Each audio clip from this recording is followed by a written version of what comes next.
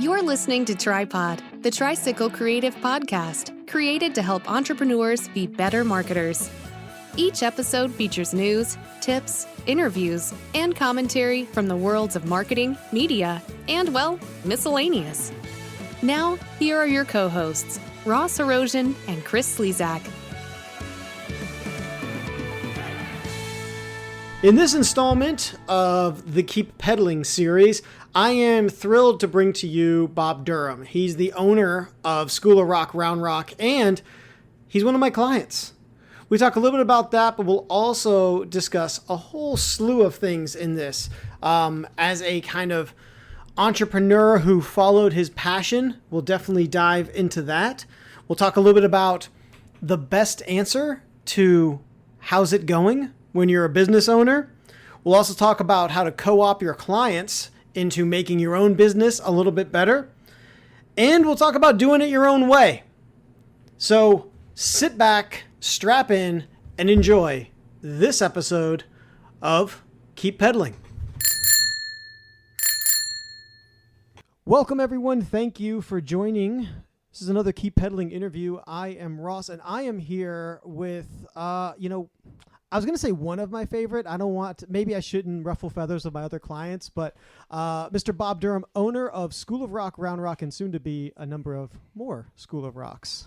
Yes, that's correct. Yeah, it's just a waiting game, right? Waiting on permits for our next location in Southwest Austin from the wonderful city of Austin permitting department. Yeah, they can be a joy for sure. Yes, from what I've heard. It's been very fun. Yeah. So I want to talk a little bit about your business, School of Rock. People know the movie. They may even know the musical. But what is School of Rock? And then who do you kind of see as your ideal customers? Our ideal customers, anyone who has a passion or interest in music. We start off with having them have fun and getting excited about music. And we kind of do things a little backwards, and then we kind of back into the theory and everything. We want them having fun. We teach everything through songs. So we don't go home, drive your parents crazy with this same scale for 2 weeks, come back. We find that scale that we want to teach or technique through a song. So they see an end result a little quicker, and it keeps them interested in it.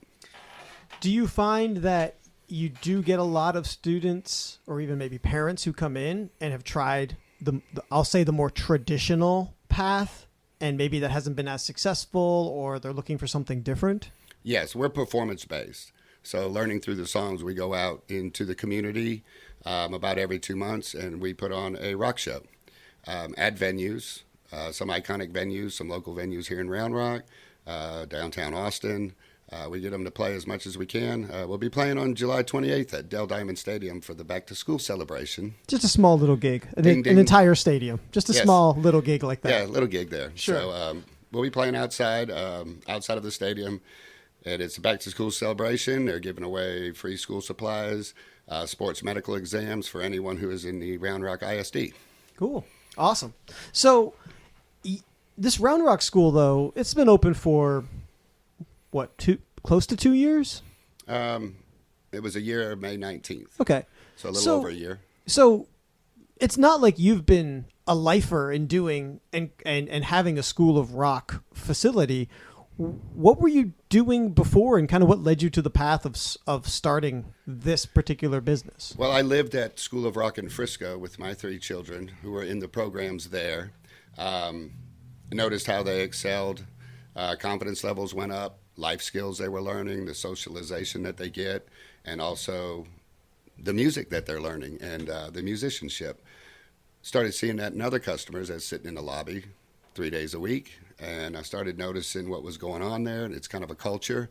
And at that time, I was a stay-at-home dad. I was in manufacturing, and when the stock market went down, I became a stay-at-home dad, and this opportunity came up, and my wife and I said, we could help spread this and do some good things. And that's how we wound up here. So is it hard convincing parents who come in who, we're in Texas. Mm-hmm. This is football country. Right. They want their kids in football. Right. Or let's just say sports in general, but really it's football for the most part. Yes. Do you find that is or I guess, what is your sell to people who come in? And, kids' time nowadays seems to be, there's so many different things that they schedule them for. But yeah, I don't remember doing this much when I was a kid. Right? The multitasking. How do you make it so that music maybe becomes at least, maybe not a priority, but a part of a kid's life? Well, the first thing we did is we're not open on Friday, which is football night, and a lot of sport events, and a lot of the community events are on Friday. So right now we're not open on Friday. We are open on Saturday. The other thing we do is we're very flexible with our schedules. We'll have a kid in a program at a certain day, certain time, then the baseball schedule comes out. Then he needs to move. We're very, very used to that. We do it all the time. And we also do it with our instructors when they go out and do studio work or their gigs. And, we reschedule them around. So we try to make it as easy as we can for them, and very, very flexible with our schedule to accommodate the sports schedules. If there was like one message about your business or about you that you could leave with the listeners of this podcast, what would that kind of be? Or maybe even for those aspiring, musicians out there, because those certainly come across, I say your table a ton. Right. That's a good question. I'm known to have a good question here and yes, there. Yes. Every once in a while, 1 out of 10. Don't wait till you think you can, because you probably never will. Yeah. If you want it, go for it. I mean, I grew up, I guess my formative years, if you will, heavily influenced. I have an older sister. She was into definitely some weird music, but one of those weird musics was punk rock. And so whether it's intentional or not, I feel like the spirit of punk rock, like, embodied me, right? I've always kind of, I don't want to say like gone against the system, but I've always continued to push and try things. Right. Sometimes failing. Right. I mean, that's where you learn the most. Well, that's the ethos of punk rock too, right? I mean, it's like you look at Sex Pistols, you look at even Clash, you look at early punk rock, and early punk rock was just about this freeing concept that, hey, you know what? You don't have to necessarily have skills to get on stage. It was interesting, right? It was, and it's not as easy to reproduce as a lot of people think once you get into playing. But you didn't have to have the conventional training and be a master and have your master's in music or anything. It was a love. It was a passion. It was more of a lifestyle and a culture. Mm-hmm. More of a culture than a genre, really. Yeah, that's dead on. Because you're so right, because punk, when we're talking about 1976, 1977 to 79, right, which is, I think, the short time span that punk really lived, when you look at the music that was in there, it was all over the place. Yes. It evolved into new wave, but all that stuff was commingled early on. And you're right. You're so dead on. I love that. Like, it's more of a culture than it was a genre. Right. Right. And interestingly enough, I kind of feel like that applies when you're starting your own business, right? Yes. I mean, it's like so many people share the same pains and struggles, like scaling. I'm not looking to scale yet into a brick and mortar, but the challenges that come with scaling a business, how do you figure out, like, do you have to adjust who you're paying, how you're paying, the team you bring on, the services you offer, because I know that also kind of will morph and evolve with your new facility. You've definitely built something really great here in Round Rock with some new and interesting programs that are not necessarily out of the textbook, right? With like specifically with your like the songwriting and vocal classes. Correct. Right? We've added songwriting and recording. It's not at every school of rock. They're really pushing to try to go that way and get into more of the original music. What's What's the best concert you ever been to? I know this would be the hardest question for you to Wow. answer, so I That's probably a lot should have of saved it for the concerts. last. I'm Or almost 52. That's a lot of concerts. I should have said Wow. it first and then given you time to think about it throughout the rest of the show. Best concert overall, which I would include the people that I went with and the whole night. Sure. We saw Kiss this year, and it's their farewell tour or the end of the road tour. And I saw them in '79, and they were better. I mean, At 80 years old, they were better than they were in '79, and it was amazing. So that was a really good one. The people we were with, it was just an amazing night. So the whole thing wrapped together, and it was incredible. when you see a performance like that, bringing that into the classroom at all, that's amazing and mind-boggling to me. That Kiss now, just as good, if not better, than they were.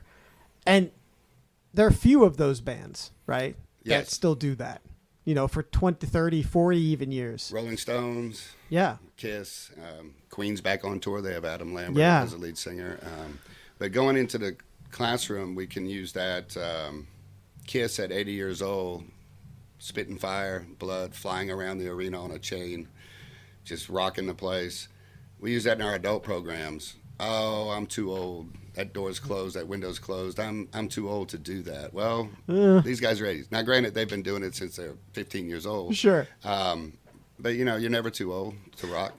But I think part of that comes with, I think also proper, I would even say like technique. Again, I'm not a musician. I'm far from it. I hung out with bands. I played a bass guitar for half of a summer one time. But doesn't that longevity also have a lot to do with,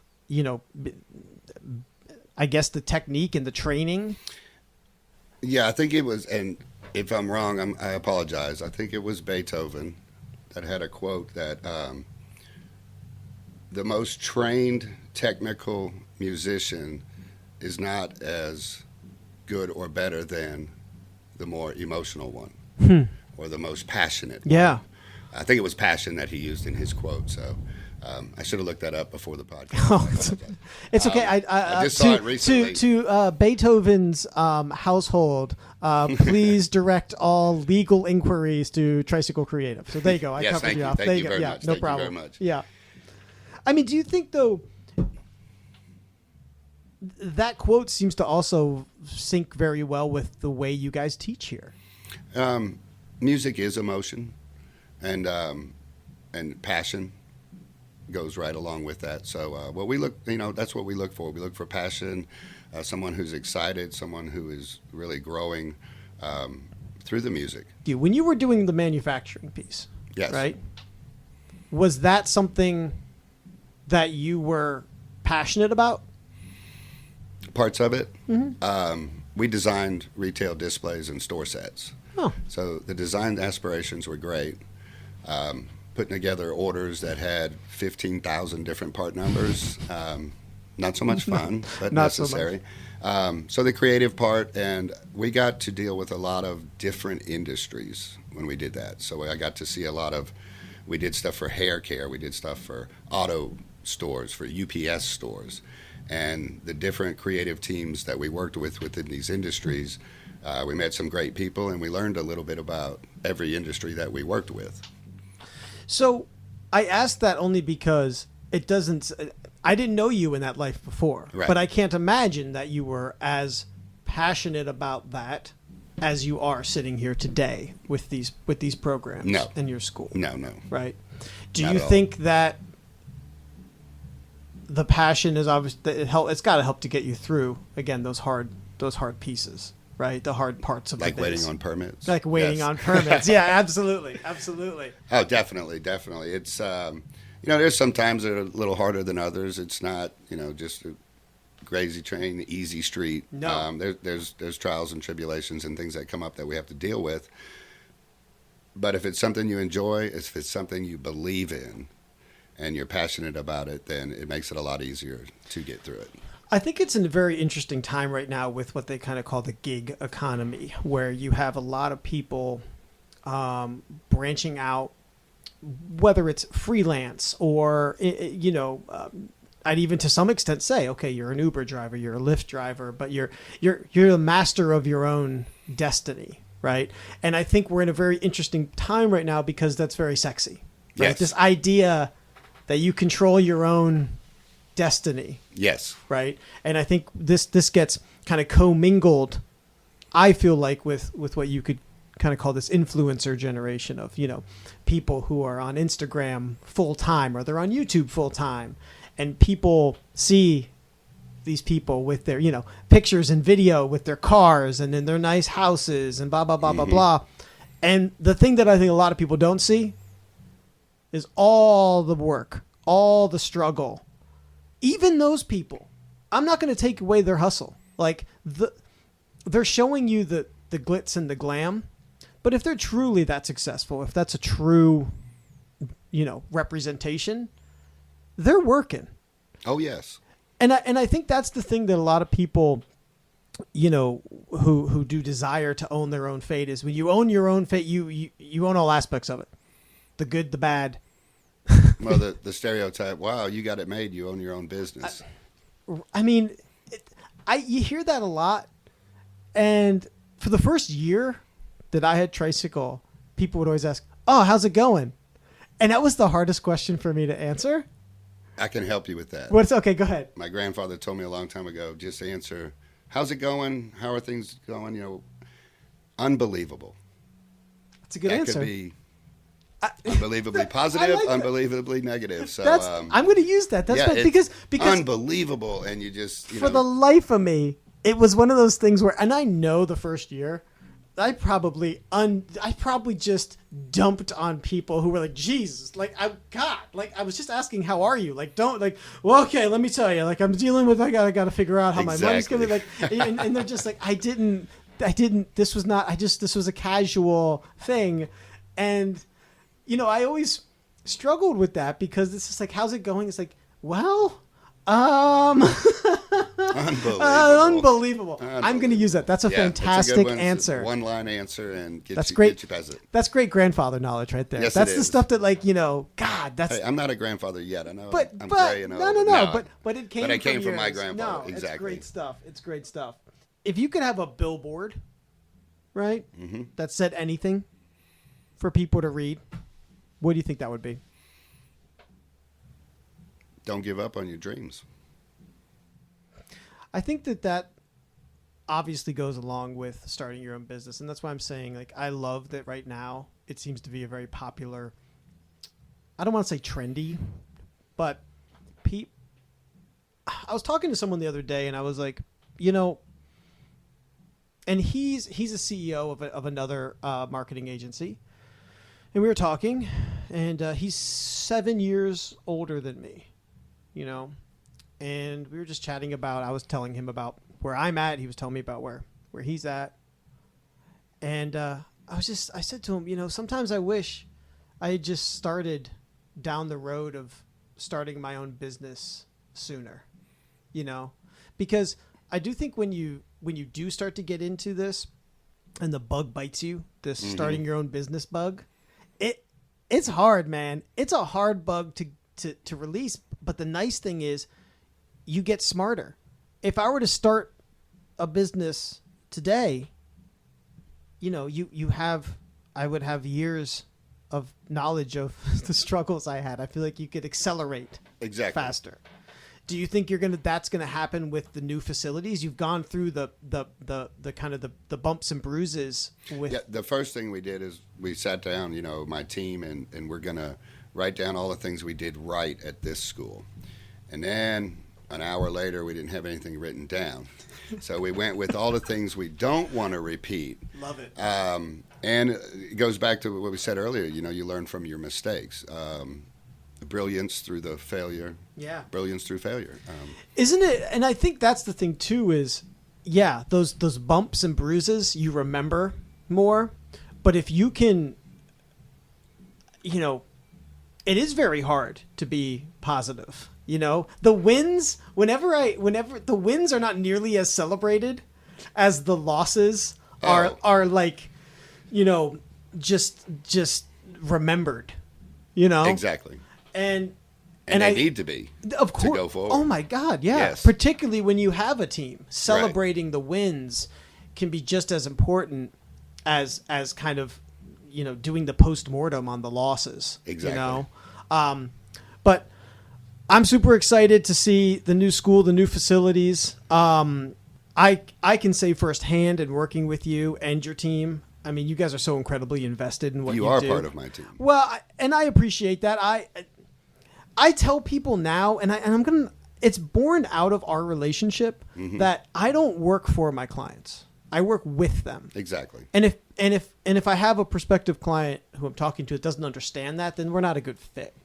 And in no case is that more apparent here.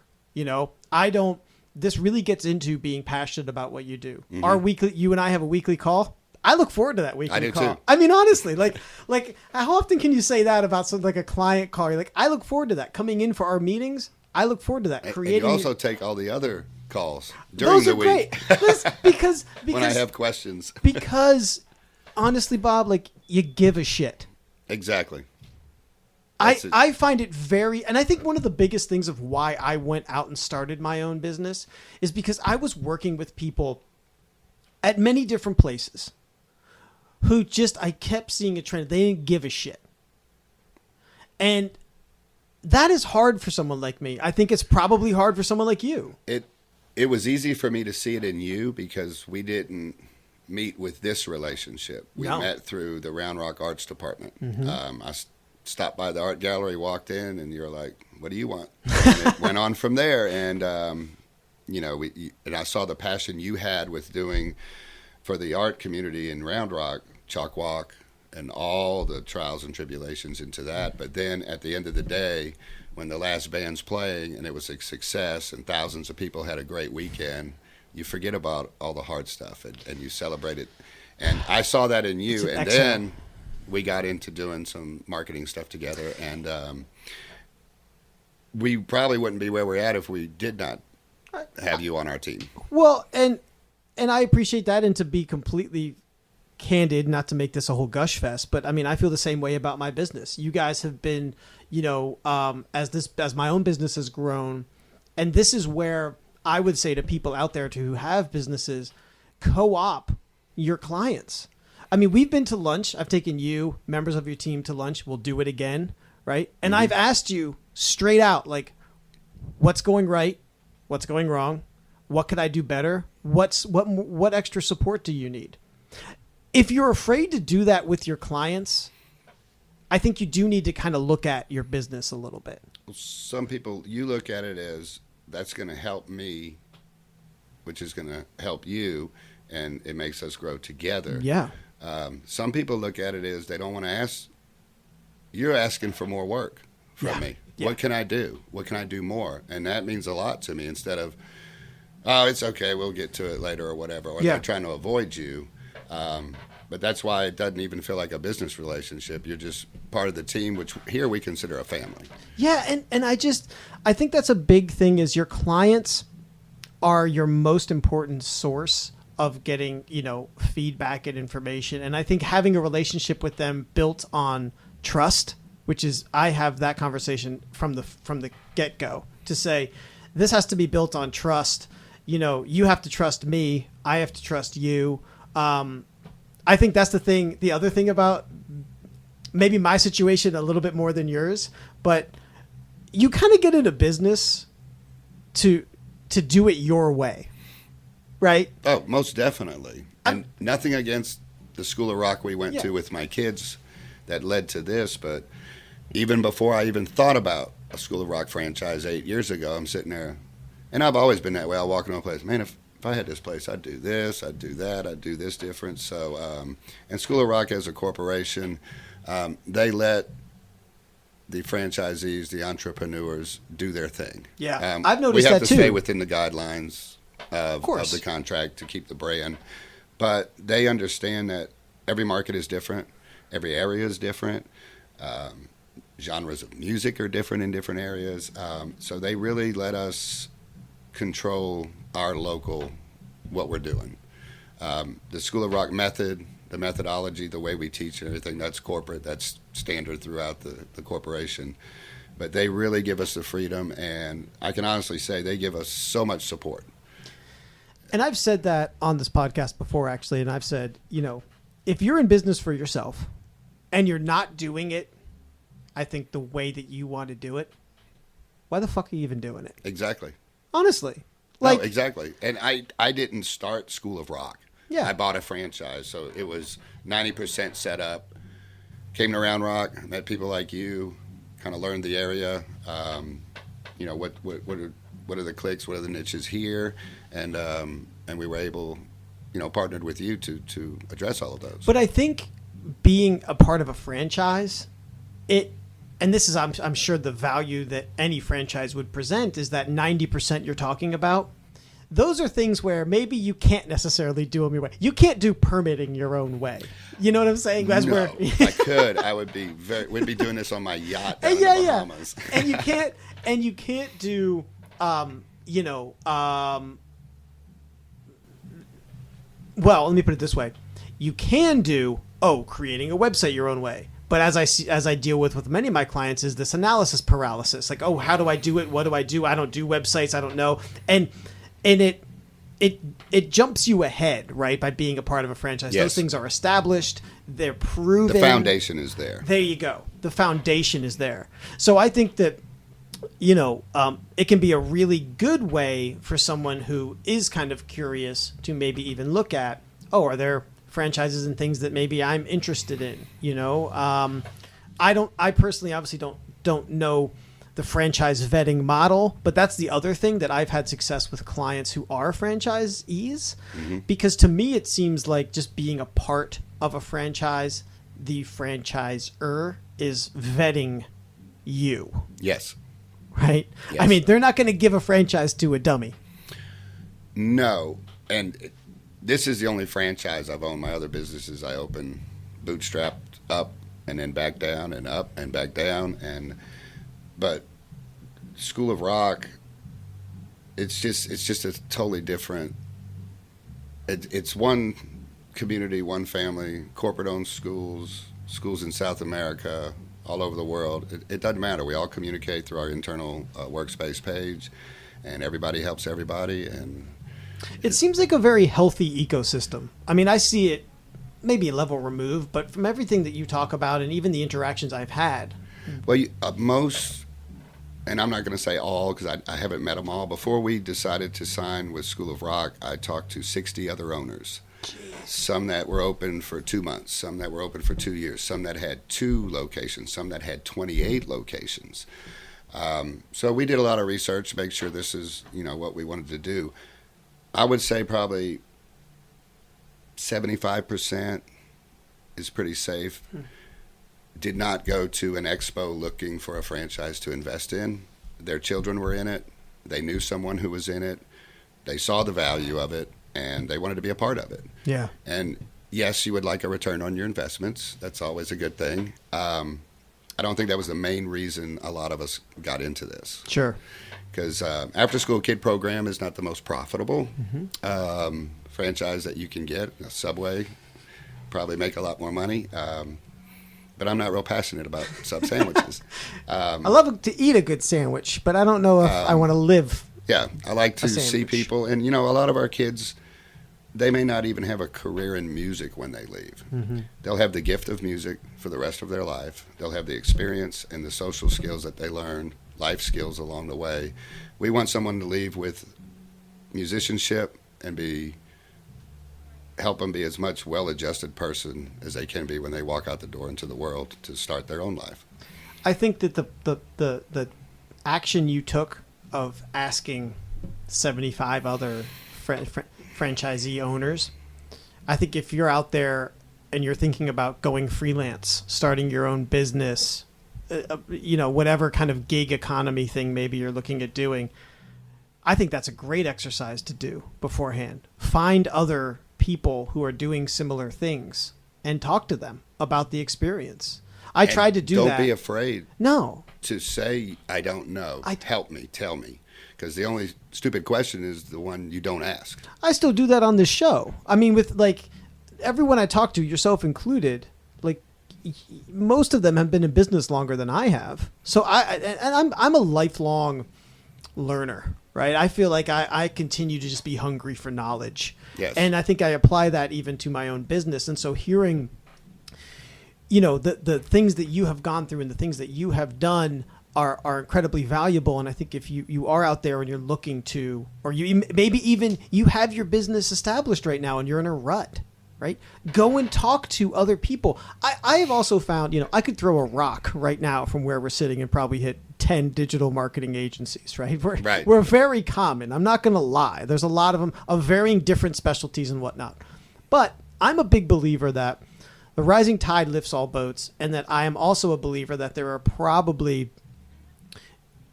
opportunity for all of us, right? People work differently. How I work with you is different than someone else, how they would work with you. The services I provide you are different than what they would do. The things I'm passionate about are different than, what maybe some other marketers are very passionate about. And that's okay. And I think that's where a lot of people don't reach out of fear. It's like, oh, I'm going to start up a company and I don't want to talk to my competitor. But have those conversations. It's okay. Yeah. It's okay. With some other music programs around this area, we've done things together in the same show on the same stage. Yeah.